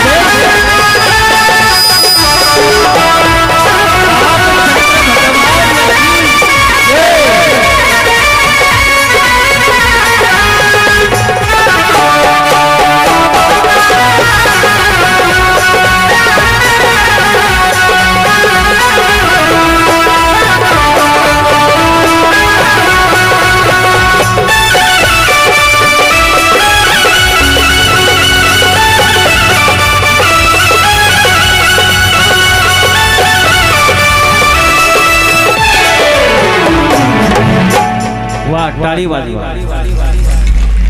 तुम्हाला वाटतं की आपल्या घरी बी रामचंद्र प्रभूचं आगमन झालं पाहिजे? हो, नक्की होणार. हो, पण कधी कधी शबरी बनावं लागेल. ऐसा कर घर आवे राम और धंदा सब छोरई काम. ऐसा कर घर, आपल्या घराला असं सजवलं पाहिजे की जसं शबरीच्या आश्रमात साक्षात रामचंद्र प्रभू आले. कारण महर्षी गुरुचं वचन आहे की रामजी येतील, पण वर्ष तारीख नव्हती ठरली. रोज सजवायची, गंगेपासून आश्रमापर्यंत रोज रस्ता सजवायची. आज येतील, उद्या येतील. नाही, आज काहीतरी काम निघालं असं, एखाद्या भक्ताचं काम निघालं असं, तिकडे गेले असतील. 1 वर्ष झाले, 2 वर्ष झाले, 3 वर्ष झाले, 4 वर्ष झाले, 10 वर्ष झाले, 40 वर्ष झाले, पण वाट पाहणं बंद नाही केलं. आपलं कसं राहतं, एखाद्या महाराजाला चहा प्यायला बोलवलं, या चहा घ्यायला. हो, चहा ठेवला आणि महाराज जर नाही आला, दुसऱ्या वेळेस महाराज येऊन 1 घंटा बसल्याच्या नंतर चहाचं पातेल ठेवतात. मात्र कॉल चहा ठेवला, हिच्याकडून दूध आणलं, साखर आणलं, चहा, तुम्ही आलेच नाही. एका दिवसातच आपली श्रद्धा अश्रद्धा होऊन जाती. हो, पण शबरीची श्रद्धा कमी नाही झाली महाराज. महर्षी जात्यावेळी जी उत्साह होता, कारण साधन करण्याच्या संदर्भात बोलले की सत्तू दीर्घकाळ नैरंतर्य सत्कार आसेवित दृढभूमी. साधन कसं केलं पाहिजे? सत्तू दीर्घकाळ केलं पाहिजे, निरंतरता असली पाहिजे साधनामध्ये. एखाद्या ज्या वेळेला साधन तुम्ही करता, अनुष्ठान करता, नियम करता, त्याच्यामध्ये निरंतरता असली पाहिजे. एखाद्या दिवशी लोक दोन्ही हरिपाठ घेऊन टाकायचे, माऊलीचा बी तुको करायचं, नाथ महाराजांचा बी, दुसऱ्या दिवशी काहीच नाही. ही निरंतरता असली पाहिजे. निरंतरता नसेल तर ते साधनाचा आनंद येत नाही. दीर्घकाळ केलं पाहिजे, निरंतर केलं पाहिजे. आणि करायचं म्हणून असं नाही केलं पाहिजे. आज सेवित अतिशय आदरपूर्वक उत्साहित होऊन केलं पाहिजे, अतिशय आनंदात, की जसं की ज्याचा आपण हरिपाठ करतो, ज्या हरीचा पाठ करतो तो हरी साक्षात आपल्या समोर विराजमान आहे, अशा पद्धतीने केलं पाहिजे. देवाला तेवढा सन्मान दिला पाहिजे ना. नाही तर लोक महाराज मंदिरात गेल्याच्या नंतर काही पट्टी तिथं बिड्या पेचे, साक्षात देव भाऊ पुढं, आणि एखादा माणूस आला बिडी उचलून टाकते, म्हणजे देवापेक्षा माणूस मोठा झाला. तिला मूर्ती नाही, साक्षात परमात्मा आहे तो असं वाटलं पाहिजे. आपला देवारा सजवला पाहिजे. म्हणलं कशाना बी नाही सजवायचा, नाही तर तुमच्या देवाऱ्याकडे पाहिलं आणि भक्तीकडे पाहिलं तर शोक होतो मोठा. इतके देव भरलेत तुम्ही, बोटे, शिरगुळे, कापराचे, ढापराचे, प्लास्टिकचे सगळे भरले त्याच्यामध्ये देवाऱ्यामध्ये. अशी नव्हती शबरीची भक्ती. तुमच्या देवाऱ्यावर इतके दिवस झाले, तुम्ही नुसतं त्यांची नावं सांगून दाखवा मला. प्रत्येकीला जिनी नावं सांगितले 1,000 रुपये बक्षीस देईन. आणि ते याचे काप ते कशाचे? ते लोखंडाचे असते ना, ते कापराचे देव, हा पत्र्याचे देव, ते तर 100 आहे. आणि महाराज त्या दिवशी संभाजीनगरला एका भक्ताच्या घरी गेलो, त्याची पूजा पाहिल्यानंतर मला बीपीच्या गोळ्या चाललाय. त्याची पूजा पाहिली आणि माझी बीपी स्लो झाली. कसली भक्ती, कसली पूजा. तो असा बसला, अशा देवारा होता, असं उकळतं पाणी आणलं, पातेल्यात ठेवलं आणि टावेलवर देव ठेवले होते. सगळे टावेल सगळं उचलले, पट्टे, शिरगुळे, खडे, काय गोटे सगळे त्यात उकळत्या पाण्यात टाकले ते. अरे काही तुला काही वाटतं का? काही इथं पाहून मला शॉकच झाला. आणि एकदाच वर काढले, असे पुसले तर टावेल ना, आणि असं बोलता असं देव फेकायचा देवाऱ्यात असं. बर चोळीतांनी असे चोळीले, एक पत्र्यात देव खाली ठेवला, वरून टाकला, त्याच्यावर असं घासायला लागला. याला नाही म्हणत भक्ती, याला नाही म्हणत पूजा. सगळे आणि मधीच काय ती पोरगी रडायला लागली, तो गोटा मारला फेकून तिने.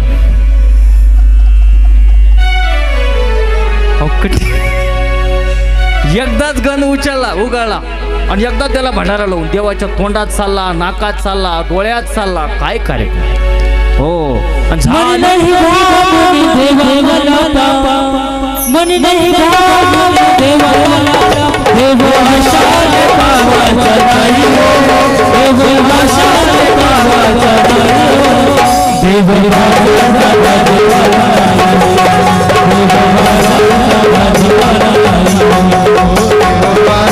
भाजीवाला नाही हो, देव बाजारचा भाजीवाला नाही हो.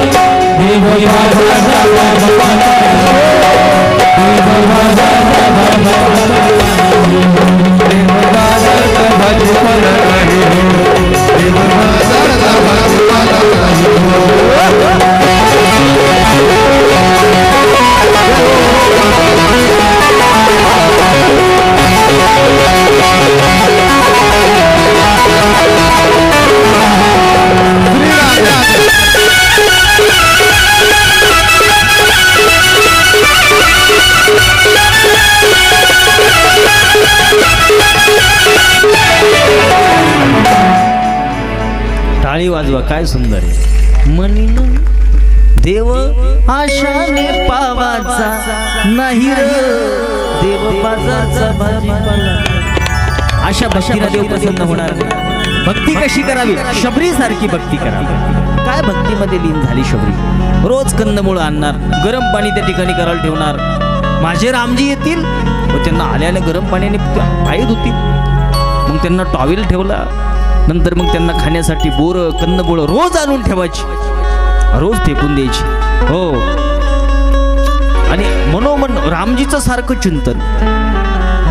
श्रीराम जय राम जय जय राम, श्रीराम जय राम जय जय राम, श्रीराम जय राम जय जय राम, श्रीराम जय राम जय जय राम, श्रीराम जय राम जय जय राम, श्रीराम जय राम जय जय राम,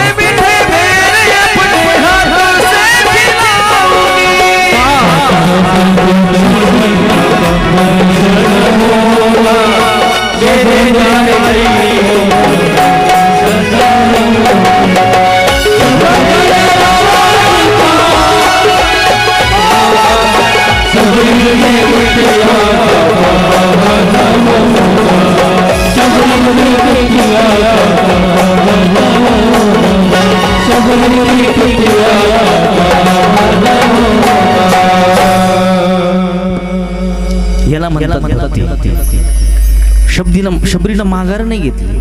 आपण 4 वाऱ्या केलं होतं, इतके वर्षापासून वारी करते तरी इच्छा पूर्ण व्हायची. शबरीनं माघार नाही घेतली आणि तो दिवस आला. मतंग ऋषीने सांगितलं होतं साक्षात रामजी तुझ्याकडे येतील. बघा शबरीचा ज्या ठिकाणी आश्रम आहे, शबरीची भक्ती ज्या ठिकाणी चालू आहे, तो आश्रम असा मध्ये, लंका इकडे, रामजी इकडून आलेत, त्यांना इकडे जायचं, रामजी मध्ये चालू लागले. 288 किलोमीटर मध्ये चालू लागले. लक्ष्मणजी म्हणू लागले दादा आपल्याला इकडे जायचं, लंका इकडे. सांगितलं लंकेत जाण्याच्या अगोदर आपल्याला एका भक्ताकडे जायचं. का? कारण एका तपस्वी महापुरुषांनी सांगितलेलं आहे की शबरी तुझ्याकडे रामजी येतील आणि त्या महापुरुषाच्या वचनाच्या पूर्तीसाठी शबरीच्या भक्तीकडे पाहून आपल्याला मध्ये जायचं. आणि साक्षात रामचंद्र प्रभू त्या ठिकाणी गेले. काय स्थिती झाली असं शबरीची आता मला सांगत बसायचं नाही, ही रामकथा नाही. म्हणून राम आपल्या घरी यायला तयार आहे, पण ऐसा कर घर आवे राम. आपलं घर तसं पाहिजे, घर पवित्र पाहिजे. घर म्हणजे काय? घर कशाला म्हणतो आपण? कशाला म्हणतो घर? ज्याच्यात आपण राहतो त्याला काय म्हणतात? घर. मग शरीर बी घरच, शरीर बी काय? घरच आहे, कारण याच्यामध्ये जीवात्मा राहतो, म्हणून हे बी घर आहे. जसं ते घर पवित्र पाहिजे तसं हे बी घर पवित्र पाहिजे. मग हे घर पवित्र कशानं होईल याचा विचार करायला पाहिजे. हे अपवित्र कशानं होतं? जे नको खायला सांगितलं ते गिळलं, नको प्यायला ते पेलं, नको बोलायला सांगितलं ते बोलले. याची बेंदडी उचल, त्याची बेंदडी उचल, हे झालं ते असं झालं, याने ते मलिन होऊन जातं घर. हो, आणि मलिन अंतःकरणामध्ये कधी रामजी येत नाही, देव येत नाही. हो, कधी येत नाही त्या ठिकाणी. येऊन गोपाळ राहते ते कधी? प्रभु भगाया तू संग में जाया, प्रभु भगाया संग में जाया, प्रभु लगाया नहीं करता तू पृथ्वी प्रभु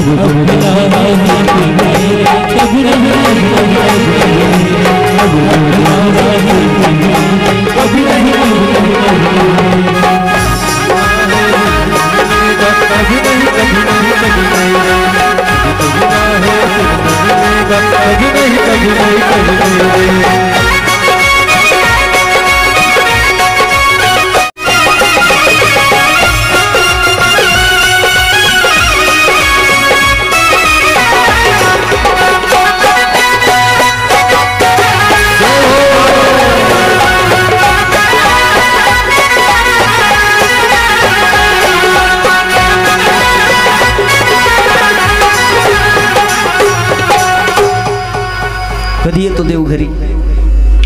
ज्या वेळेला आपलं घर पवित्र होईल, अंतकरण पवित्र होईल. येऊनी गोपाळ राहे तेथे, तुका म्हणे चित्त करारे निर्मळ. आणि येऊनी गोपाळ राहे तेथे आपलं अंतकरण पवित्र करून घेतलं पाहिजे. मग ते मलिन कशानं होतं याचा बी शोध घेतला पाहिजे. आपण याची एक दुसऱ्याची निंदा करतो, नको त्या गोष्टीचं चिंतन करतो, याने आपलं अंतकरण अपवित्र होतं, मलिन होतं. आणि अशा अंतकरणामध्ये चांगले विचार निर्माण होत नाही कधी. मग जीवन भरकटून जातं. नेहमी जर आपण चिंतनात राहिलो शबरीसारखं, प्रल्हादजी महाराजासारखं, ध्रुवासारखं, आपलं अंतकरण पवित्र असतं. आणि चिंतने तद्रूपता, चिंतनाची फलश्रुती. आपण ज्याचं चिंतन करू त्याचं स्वरूप आपल्याला प्राप्त होतं. आपण देवाचं चिंतन केलं तर आपल्या ठिकाणी ऊर्जा निर्माण होते. ज्याचं चरित्र, ज्याच्या चरित्रातून आपण बाहेर पडलो ते प्रल्हाद महाराज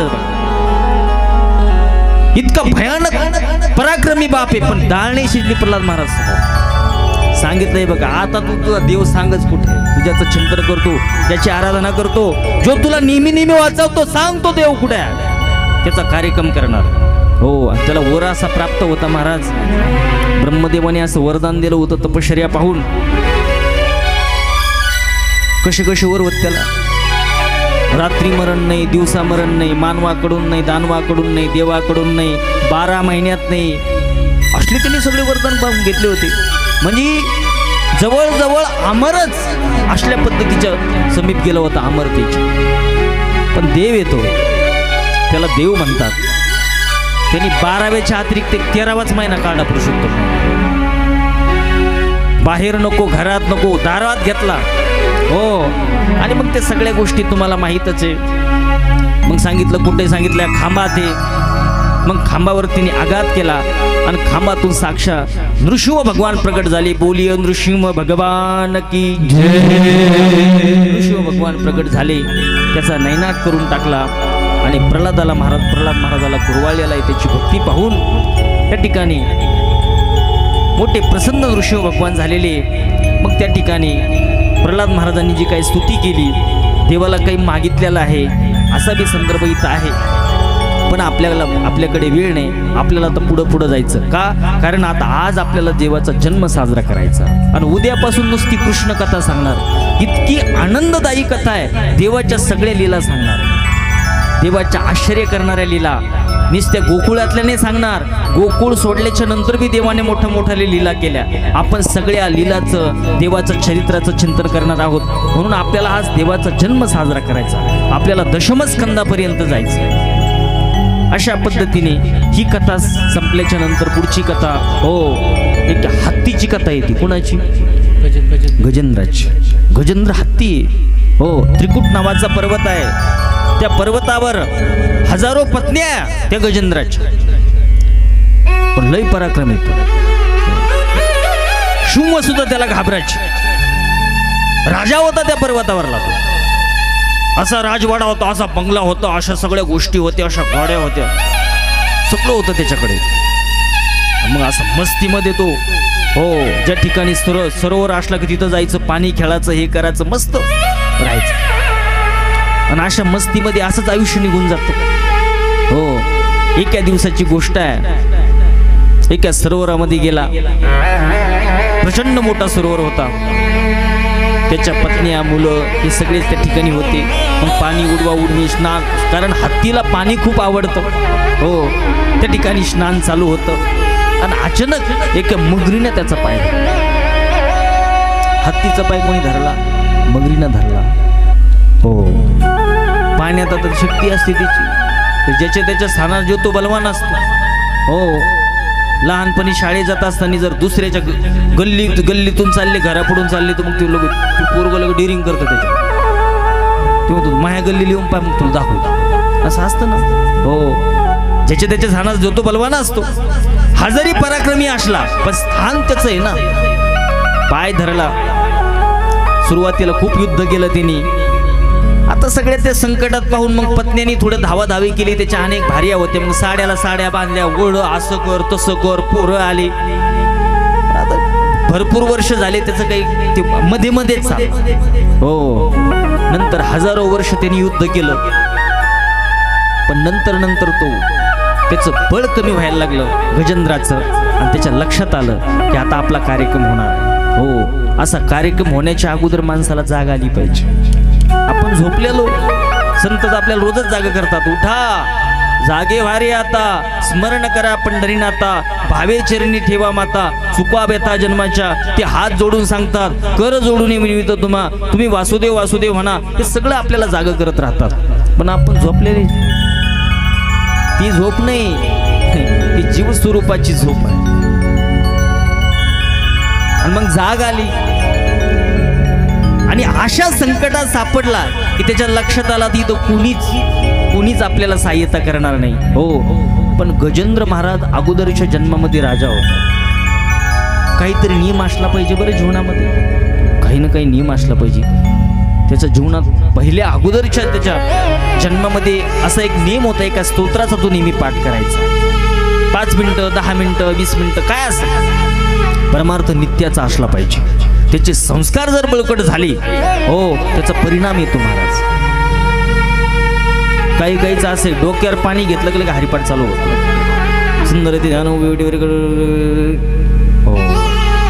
काहींचं असतं तसं. संध्याकाळचा हरिपाठ, सकाळचा काकडा, विष्णू सहस्रनाम असेल, आणि एखादं स्तोत्र असेल, हे सगळ्या गोष्टी केल्या पाहिजे. हिने एक ऊर्जा भेटत असते, एक उत्साही जीवन असतं हे सगळ्या गोष्टी केल्याने. अशा पद्धतीने कुठल्या तरी जन्मात तो पाठ करायचा हो, आणि तो पाठ त्याला आठवला, अशा संकटात त्याला पाठ आठवला आणि त्या श्लोकाचं त्यांनी स्मरण केलं. देवाच्या लक्षात आलं की अगोदरच्या जन्मात आपला भक्त आहे, त्यांनी काहीतरी अनुष्ठान केलेलं आहे, आपला भक्त संकटात आहे. महाराज एक हत्ती सुद्धा देवाची भक्ती कराय, ती कथा सांगते. आपण तो माणसं आहे, हत्ती बरा आहे का माणूस बरं आहे? आपण भक्ती नाही केली तर आपल्यापेक्षा पशु श्रेष्ठ ठरल, हत्ती श्रेष्ठ आहे. आणि त्यांनी तो पाठ केला, स्तोत्र म्हटलं. साक्षात त्या ठिकाणी भगवान आलेले, हरीच्या रूपाने भगवान आले आणि महाराज त्या मगराचा सर्वनाश केला, त्याचा बी उद्धार केला. कारण माझ्या भक्ताला शरण आला, पाय धरला म्हणजे शरण आला, त्याचा बी उद्धार केला. आणि गजेंद्राला तर साक्षात विमानस्थ आरूढ होऊन त्या ठिकाणी देवाच्या धामाला पाठवलेलं आहे देवाने. असा देव परोपकारी. या कथेतून काय घ्यायचं, आपला काही ना काही नियम असला पाहिजे, काही ना काही नियम असला पाहिजे. ज्यावेळेला आम्ही ऋषिकेशला होतो, ऋषिकेशला शिक्षण घेत असताना आमच्या शेजारी एक आजी राहायची. ती आजी इतकी पॉवरफुल तिची दिनचर्या होती. सकाळी 3 ला जायची गंगेवर, स्नान करायची, नंतर शिवजीला अभिषेक घालायची.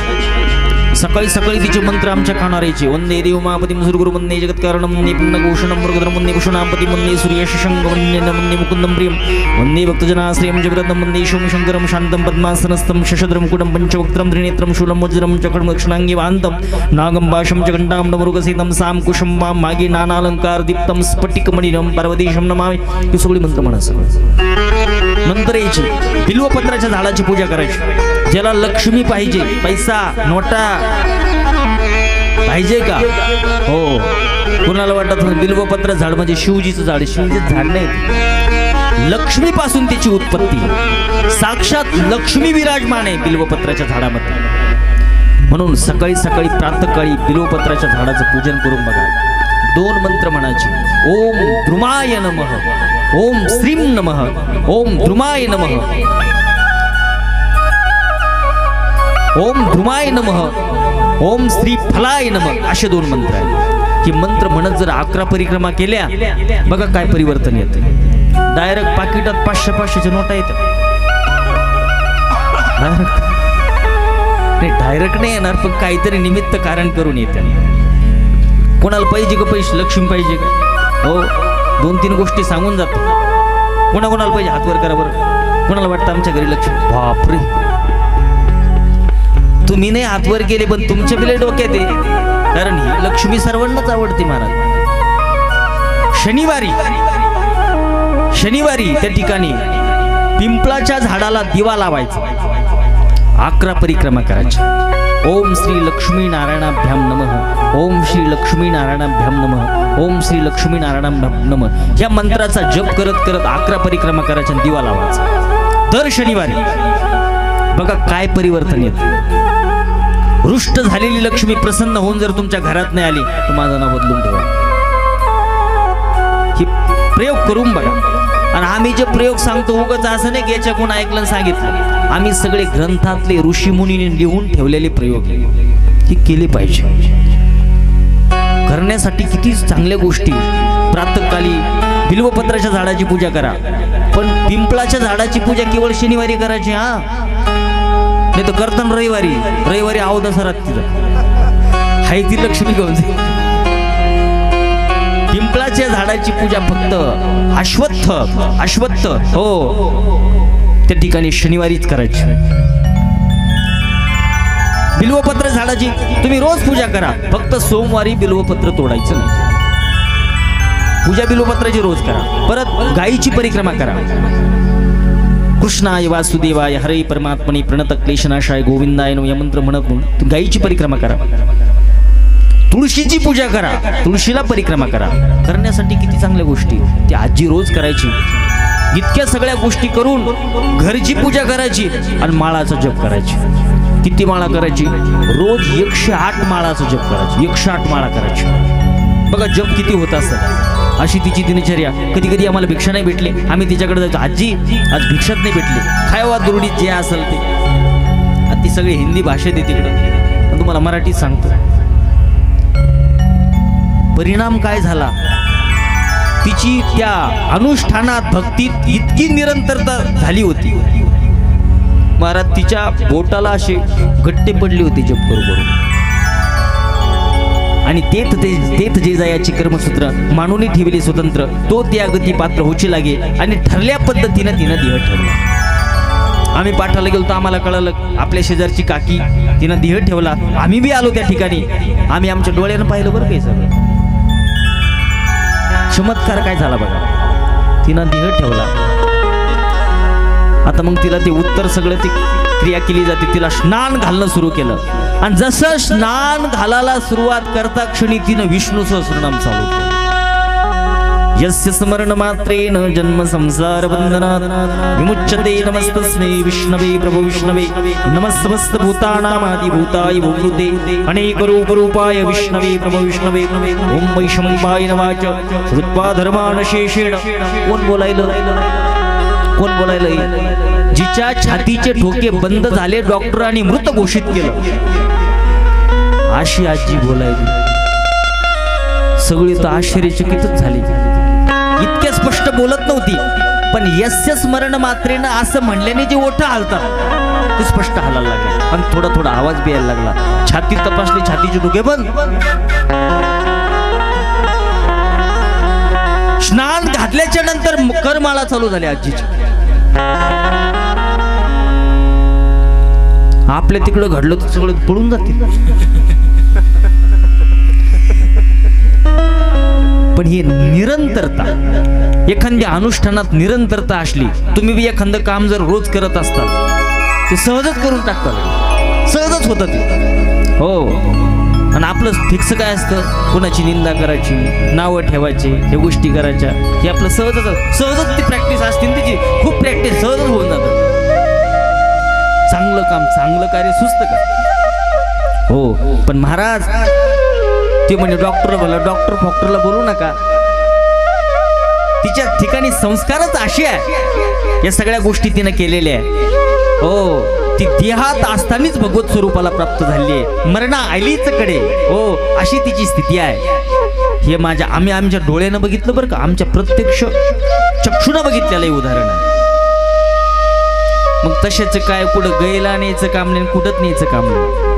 ते जन्मजात भगवत स्वरूप झालं. पण हे कधी, ज्या वेळेला आपण एखादा नित्य अनुष्ठान करू, अशा पद्धतीने या गजेंद्राचं चरित्र येतं.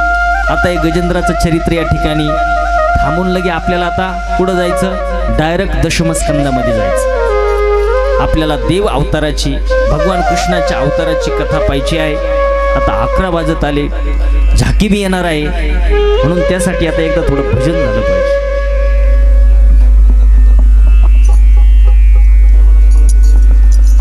श्रीराम राधे राधे श्री राधे राधे राधे.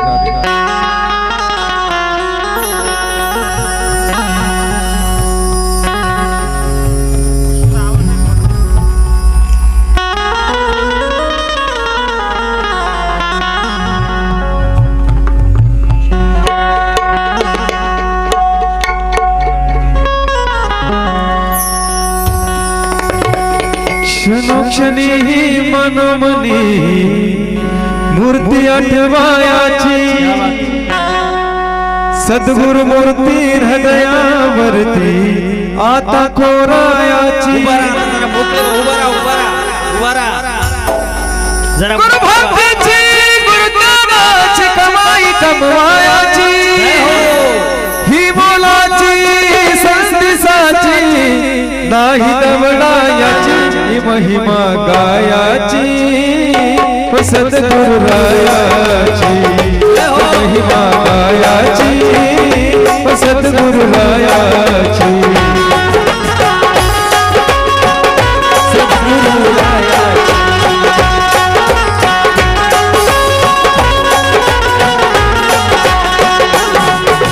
क्षणोक्षणी ही मनोमनी मूर्ती आठवायाची, सद्गुरु मूर्ती हृदयावरती आता खोरायाची. गुरुभक्तीची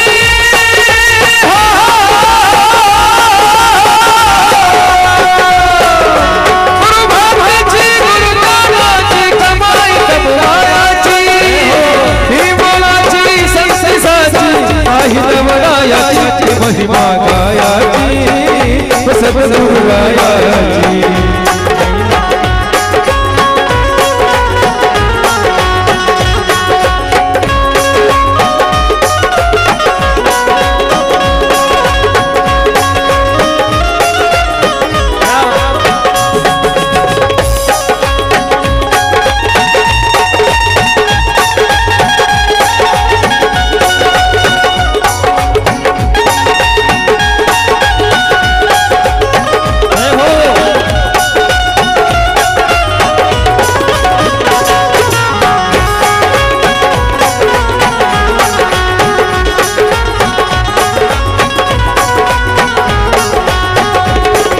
संत जनानो भावी गानो सतगुरु भक्ति करू, संत जनानो भावी गानो सतगुरु भक्ति करू।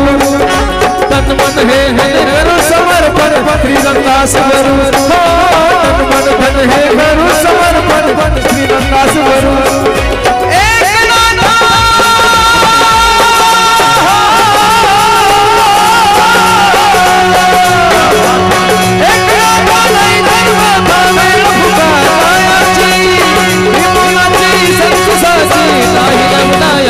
महिमा गाया सतगुरु गाया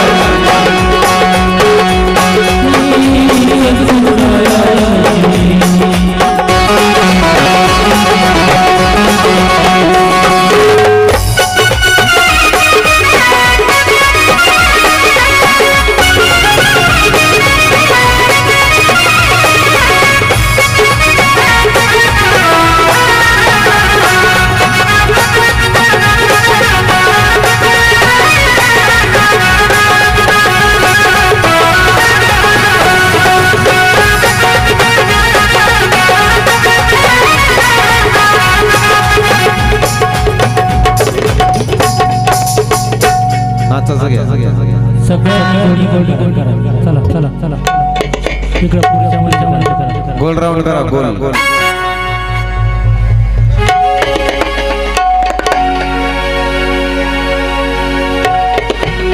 राधे राधे राधे राधे राधे राधे